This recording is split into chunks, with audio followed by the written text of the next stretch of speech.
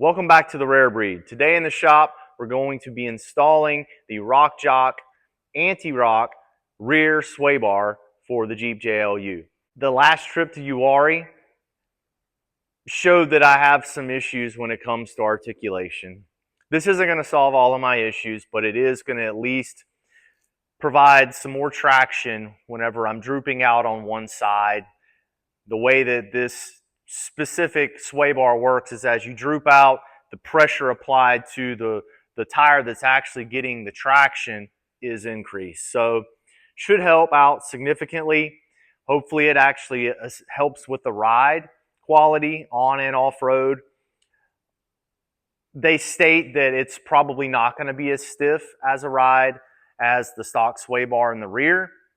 However, I think it's going to be an upgrade all the way around. The most important thing to me, obviously, with how much this thing is driven on the road, which isn't a lot. I'll put it around town, and the beach is about 45 minutes away. That's the longest trip that I make in this thing. It's most of its use is off-road. So that's what our goal is, to make it street worthy, but off-road capable. So stick around. We're going to knock that out.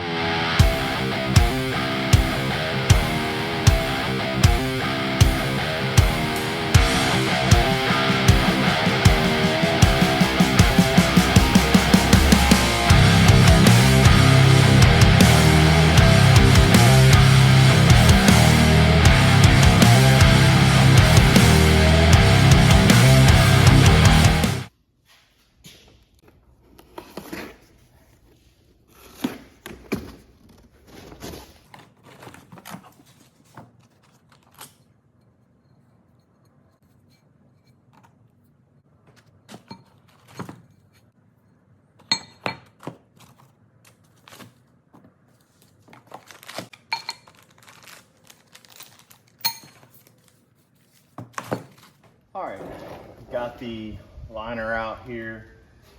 I'm going to start, wow. We will see. It looks like it's gonna take quite a bit. Die grinding.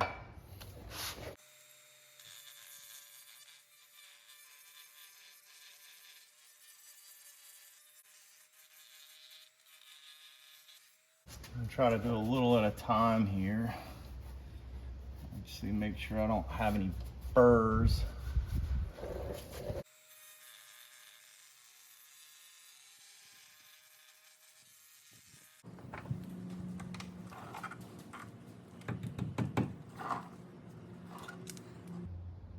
Obviously, you want it to be as snug as you could possibly get it.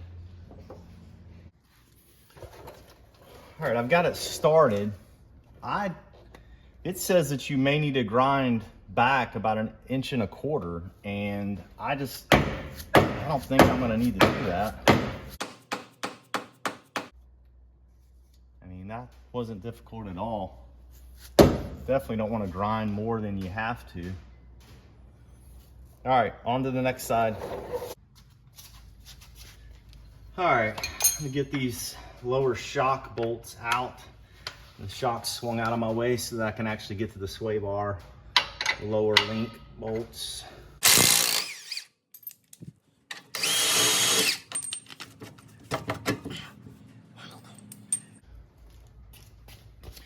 I did hit these with a little bit of PB Blaster.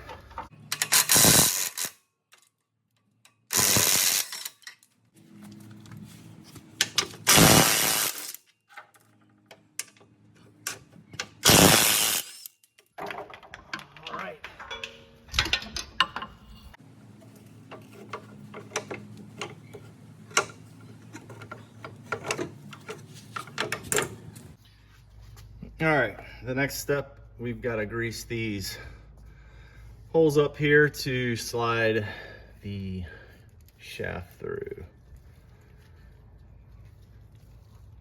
Non-synthetic grease is what is recommended.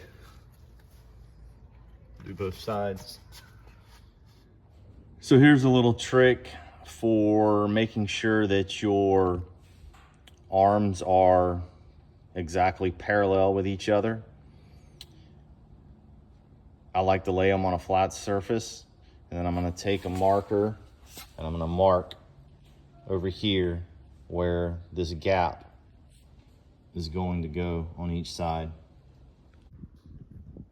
Now once I get them installed, I'll be able to line up that gap on each side and my arms will be exactly in line with each other.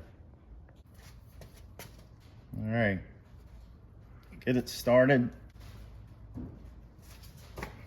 Then we're gonna use our handy dead blow hammer.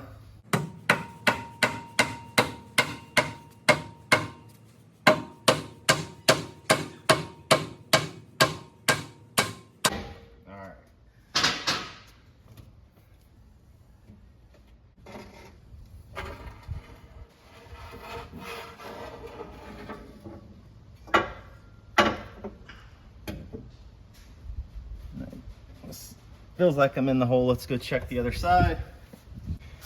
Yes, I am. I'm gonna drive this in until both sides are equal, approximately 3/4 of an inch. I'm gonna make sure I'm not driving the other side out. It's looking good.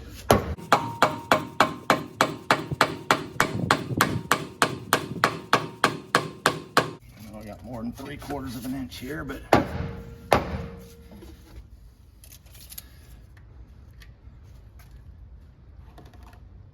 should be about right. Maybe a 1/16.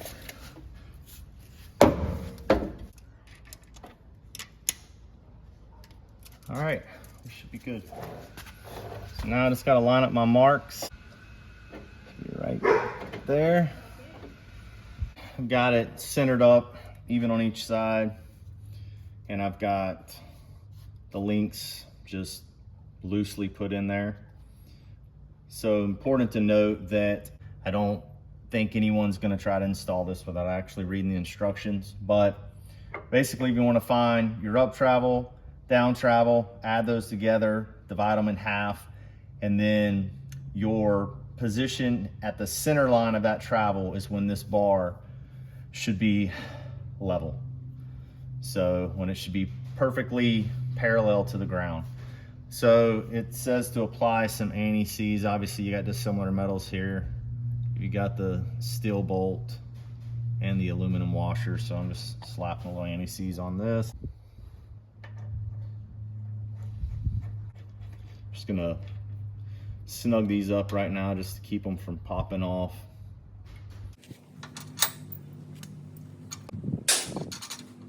The pinch bolt's gonna get torqued to 35 foot-pounds, and the link nuts are getting torqued to 75 foot-pounds.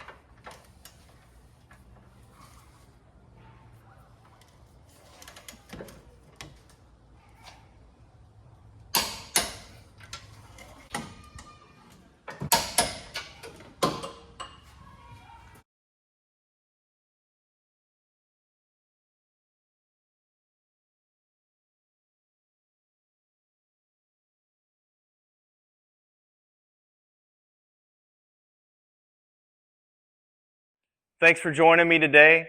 I hope you got something out of it. As always, please like, subscribe, and share. If you got any questions or comments, please leave them below.